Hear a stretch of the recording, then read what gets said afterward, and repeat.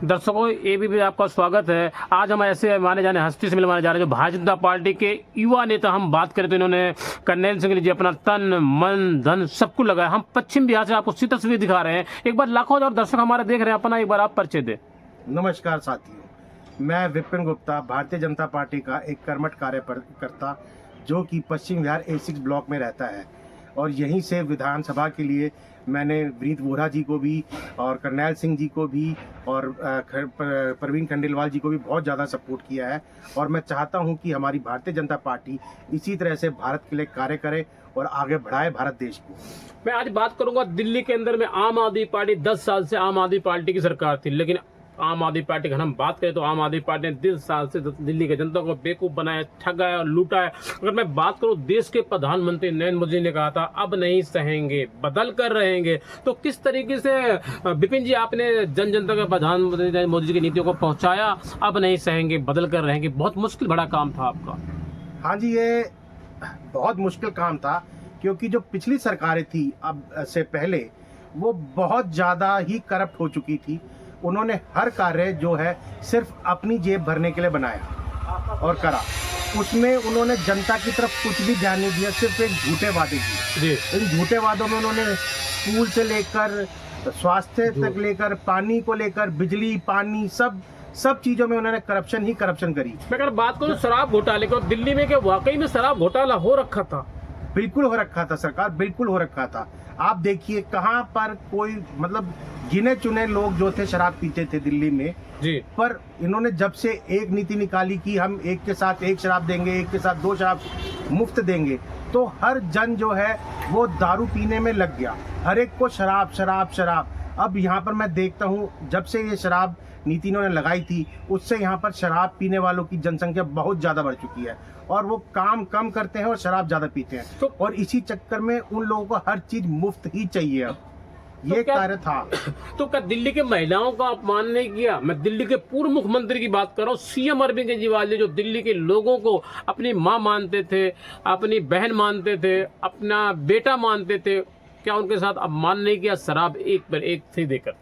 बिल्कुल, उन्होंने बहुत ज्यादा अपमान किया उन बहन माताओं के साथ। उनके बेटों को शराब के नशे में डाल दिया बहुत बुरी तरीके से, उनके पतियों को शराब के नशे में डाल दिया।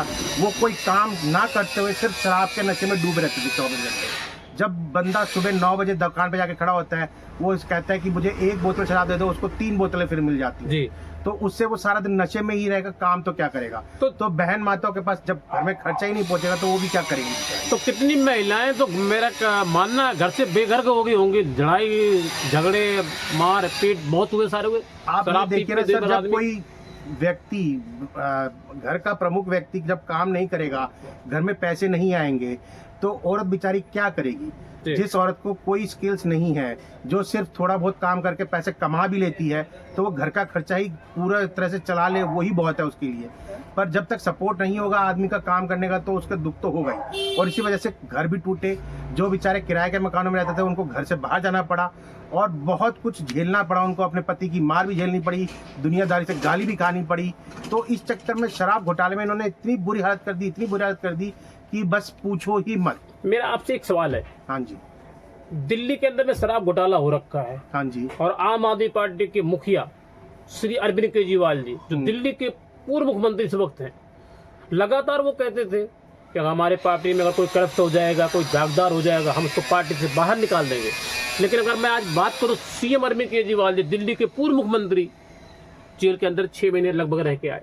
मैं बात करूं सत्येंद्र जैन जी की, वो जेल के अंदर रह के आए। मैं बात करूं संजय सिंह जी की, वो भी जेल के अंदर रह के आए। मैं बात करता हूं आज सब मनीष सिसोदिया जी, वो भी जेल के अंदर रह के आए। तो आम आदमी पार्टी के मुखिया श्री अरविंद केजरीवाल जी, दिल्ली के पूर्व मुख्यमंत्री ने आज तक पार्टी से बाहर नहीं निकाला। सर देखिए, तो क्या आम आदमी पार्टी धोखा के दिल्ली की जनता के साथ? वो तो आम आदमी पार्टी जिस दिन से बनी है उस दिन से ही धोखा दे रही है। आप देखेंगे जब इन्होंने पहली बार इलेक्शन लड़ा था उस वक्त भी इनको लोगों ने खूब नापसंद किया था और खूब थप्पड़ भी मारे थे। उसके बावजूद भी बहुत लोगों की पसंद के कारण ये सीएम बन गए, 2 बार बन गए। और फिर उन्होंने जो दिल्ली को लूटना शुरू किया है, औरतों को दुखी करना शुरू किया है, सिर्फ 2 बातें कहकर कि आपको बिजली और पानी फ्री दे देंगे। उसके बाद इन्होंने बसों का किराया कम कर दिया।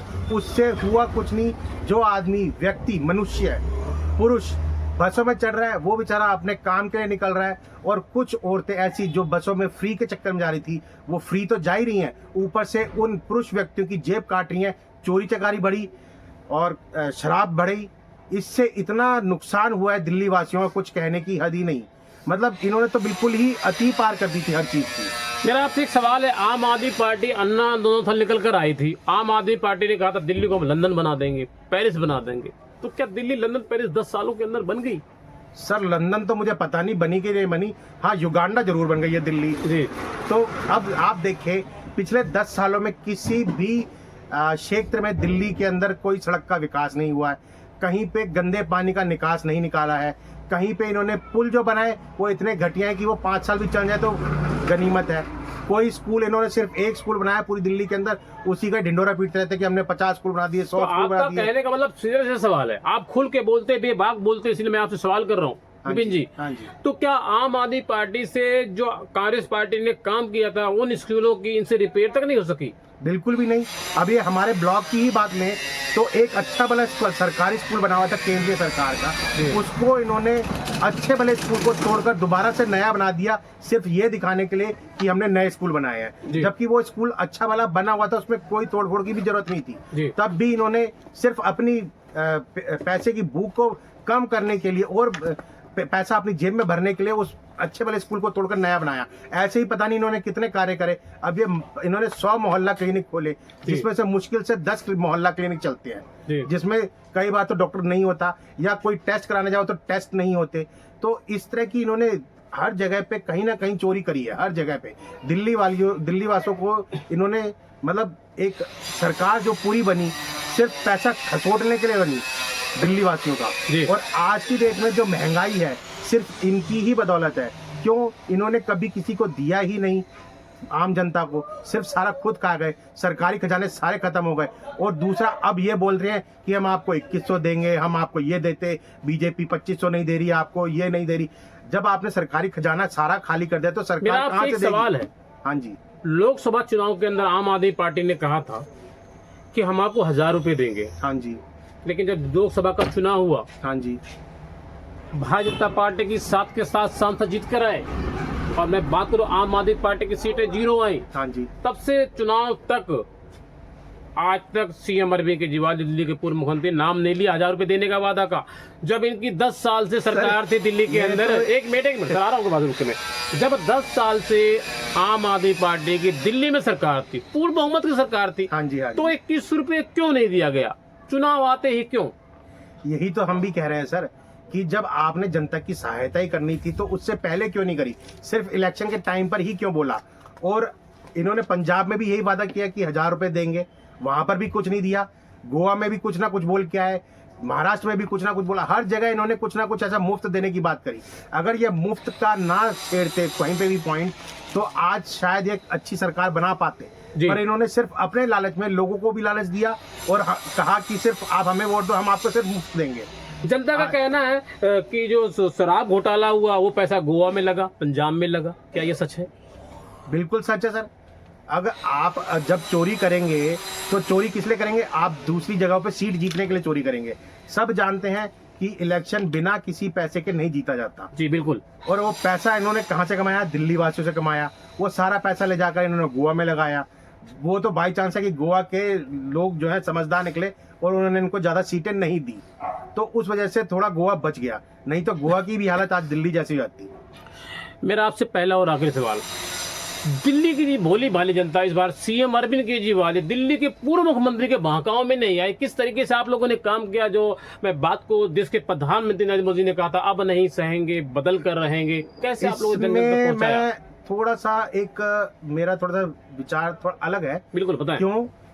क्योंकि हमारी जो भारतीय जनता पार्टी है, जो केंद्र में भी बैठी है और बाकी स्टेटों में भी है, उसमें जो कार्य करते हैं, हमारी केंद्र सरकार से जो कार्य चलते हैं, वो उस चीज का ढिंडोरा नहीं पीटते जी। वो कार्य करते हैं फिर बाद में ढिंडोरा पीटते हैं। पर आम आदमी पार्टी ने सिर्फ किया ढिंडोरा पीटा और काम एक भी नहीं किया। पर इस बार बीजेपी को ये बात समझ में आई कि पहले ढिंडोरा पीटो, उसके बाद काम करके दिखाओ, जो कि दिल्ली वासियों को बहुत सख्त जरूरत थी। अब जैसे यमुना जी की बात करें तो यमुना जी इतने सालों से गंदी पड़ी थी, इन्होंने इतने पैसे लिए सेंट्रल गवर्नमेंट से और उसमें एक पैसे का काम नहीं किया। दिल्ली सरकार ने सबसे पहले आते ही पहले दिन से ही यमुना को साफ करना शुरू कर दिया। मैं आज बात करूंगा दिल्ली की सीएम रेखा गुप्ता जी, जिस तरीके से वो सीएम बनी है, सीएम बनते ही 24 घंटे भी नहीं हुए जमुना की आरती करी, जमुना की सफाई करवा रहे, जिस तरीके से काम करे, स्कूलों का सर्वे करे, स्कूलों को जायजा ले रही है, चाहे पानी आ रहा कि नहीं आ रहा। तो दिल्ली में क्या अब लग रहा है ऐसा कि दिल्ली में जो है भारतीय जनता पार्टी की पूर्ण बहुमत सरकार है और बुलेट ट्रेन के तरीके से काम होगा। बिल्कुल होगा और हो रहा है। आप देखें पिछले 20-25 सालों से तो वैसे सड़कें बननी बंद ही हो गई थी जी। आप पुरानी दिल्ली की बात करें, पुरानी दिल्ली के अंदर सड़कें नहीं बन रही थी, जबकि वहां पर इतना ज्यादा पब्लिक जाती है जी। दिल्ली सरकार में जैसे ही बीजेपी की सरकार आई, उन्होंने 15वें दिन में अपनी सड़कें बनानी शुरू कर दी पुरानी दिल्ली के अंदर, और जहां पर बहुत ज्यादा जरूरत है वहां पर सड़कें बन रही हैं और आगे भी बनेंगी। जितने पुल के कार्य रुके पड़े सारे होंगे, जितने भी गंदे पानी की निकासी है वो सब साफ होंगी, पार्कों की मेंटेनेंस होगी, जहां पर सिक्योरिटी ज्यादा जरूरत है वहां सिक्योरिटी भी की जाएगी। तो सरकार अपनी तरफ से पूरे जोर शोर से लगी हुई है कि दिल्ली को एक लंदन नहीं तो कम से कम एक अच्छी सिटी तो बनाया जाए। बहुत बढ़िया।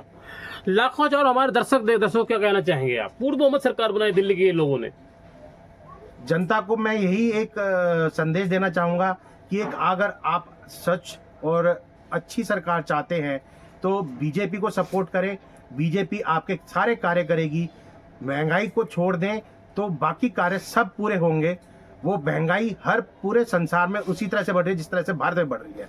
हम महंगाई को छोड़ के आप बाकी कार्य जो पिछले 20-25 सालों में नहीं हुए बिल्कुल भी, और श्री अरविंद केजरीवाल की सरकार में तो बिल्कुल ही नहीं हुए, जिन्होंने बिल्कुल ही ठप्पा लगा दिया था कि यहाँ काम करना ही नहीं दिल्ली में, उन्होंने सिर्फ मुफ्त की रोटियां तोड़ी हैं और कुछ नहीं। मैं सिर्फ जनता को यही कहूंगा कि बीजेपी को सपोर्ट करें और उनको आगे बढ़ाएं। तो दर्शकों, इस वक्त मैं आपको सीधी तस्वीर दिखा रहा हूं, हमारे साथ मौजूद हैं, हमारे साथ जो सीधी तस्वीर देख रहे हैं भारतीय जनता पार्टी के युवा नेता विपिन गुप्ता जी। मैं आपको सीधी तस्वीर दिखा रहा हूं। विपिन गुप्ता जी ने जमकर आम आदमी पार्टी पर निशाना साधा। इन्होंने बताया कि नरेंद्र मोदी जी जो कहते हैं वो करते हैं, भारतीय जनता पार्टी जो कहती है वो करती है। और उन्होंने साथ ही साथ रेखा गुप्ता जी की दिल्ली की मुख्यमंत्री की जमकर तारीफ की। उन्होंने कहा दिल्ली के अंदर अब बुलेट ट्रेन के तरीके विकास होगा। कैमरामैन मैं साहिल हुसैन के साथ दिल्ली।